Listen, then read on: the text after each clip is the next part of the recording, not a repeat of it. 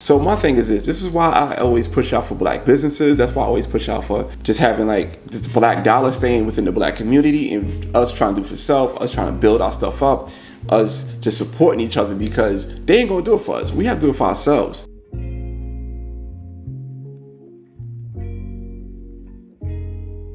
Hey, what's up family, it's your boy LaRon and I'm back with another video. But before we get into this video, I want to say what's up to my subscribers. Also, if you're new to this channel, welcome. And if you are new, please consider hitting subscribe and turn on notifications, because on this channel, we do thought-provoking videos, also I do reaction videos, and I do black-owned review videos. If you like those type of videos, hit subscribe and turn on notifications. All right, let me get into this video and let me break this down, man. Let me try to break this down for you. In this video, I want to talk about doing for self, and I want to talk about, you know, the way I live, right? My mindset. So my mindset is this: if somebody's going to show you they're not going to do something for you, either you're going to find somebody who's going to do it for you, or you're going to do it yourself, right? So that's my mindset. That's how I try to live. That's just the way I move, right? So I want that to be my mindset.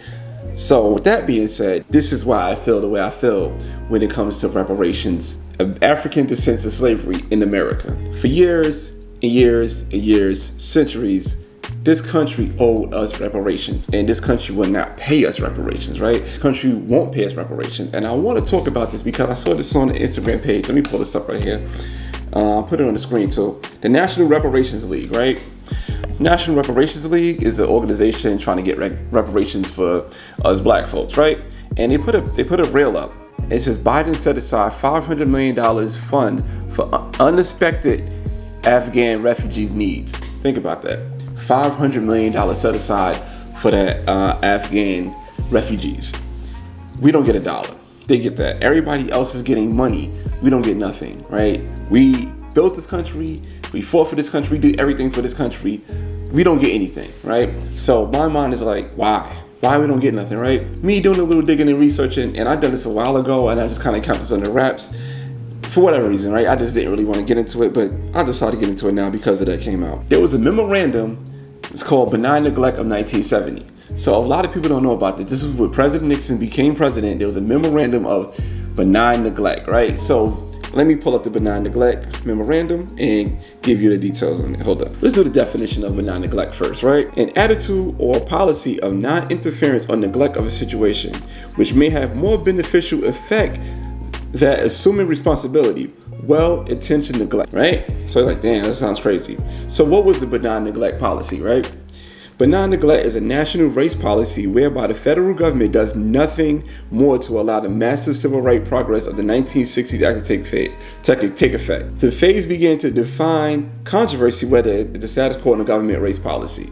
So basically, they have it in writing. They're not doing nothing for no other race, right? Think about it. Afghan is not a race. Think about it. The gays are not a race. Think about it. Is Asians a race? Or is that a nationality, right? Think about it. They only do for certain nationalities. Black is not a nationality. Black is not a country, nothing like that, right? Jews is not a race. They don't do anything that's a race. So just by this memorandum, you're not gonna get nothing done by your race. And we keep fighting and fighting and fighting, putting this effort out there, and knowing that good and well, they ain't gonna do nothing. That's why they got people like Kamala Harris coming out saying things like this. The reality also is this: any policy that will benefit black people will benefit all of society. Let's be clear about that. Let's really be clear about that. So I'm not going to sit here and say I'm going to do something that's only going to benefit black people. No. Then when you think about these two, right, Barack Obama and Kamala Harris, they probably felt comfortable saying things like this because they didn't grow up in the black experience as being a black American, right? Let's go for Barack Obama example. Barack Obama grew up in Hawaii. Now, in the comments, how many people do you know grew up in Hawaii?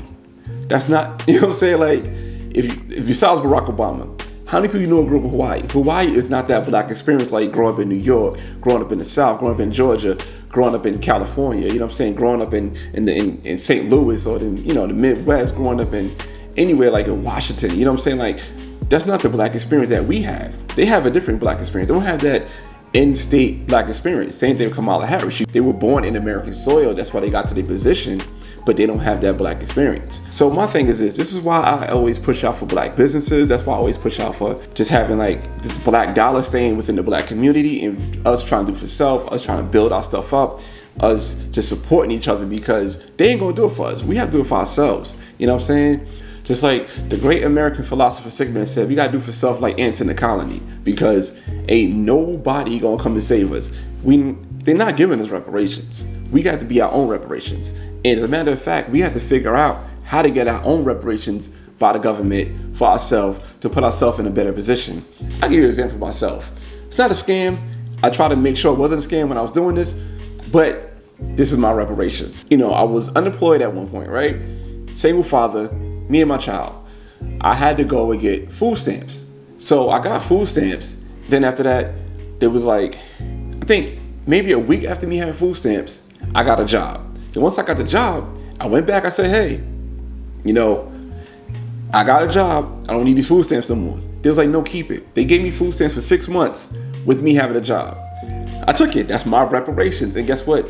For me saving that money, and not to mention my job paid for my food, so me really saving money, that helped me elevate to another level. So that's my reparations. You know what I'm saying? So I had to do my own reparations. We have to figure out little ways to sneak things to the government, little loopholes for us to get over. If that's going to the army getting money, if that's just filing taxes a certain way to get money, we have to help each other and pull each other up, because they're not going to do it for us. We got to do for self. We really got to do for self, man. Leave in the comments, did y'all know about the Benign Neglect of 1970 with Richard Nixon, and that's why things have never moved forward? Did you realize that the people they put out there to say they're not going to do for black people that's in the highest position, like Barack Obama and Kamala Harris, didn't have the same experience growing up that most African Americans had growing up in the states, like in the main states? Did you notice that? Also, you know, have you done anything to get your own reparations? Like, you know, what I said I did. You know, I made sure everything was clear in the books. Government ain't looking for me. I'm straight. You know what I'm saying? I kept it real. They said keep it. All right, you know, you told me to keep it. Whatever reason, I kept it, and it helped me elevate to another level. You know what I'm saying? Like, have you done anything like that? Leave those in the comments, man. Let's have a conversation in the comments, and let's start doing for self. Let's not trying to put so much energy. Well, no, let me put that back. Let's not have everybody fighting this fight. Let's not have everybody fighting this fight, because I think a page like National Reparations League, is needed. You know what I'm saying?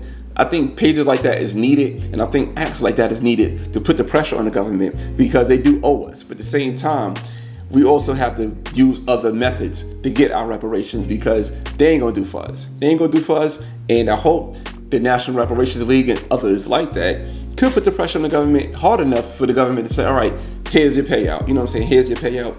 And hopefully, if they do give us a payout, let's keep it within ourselves. Let's build our own communities.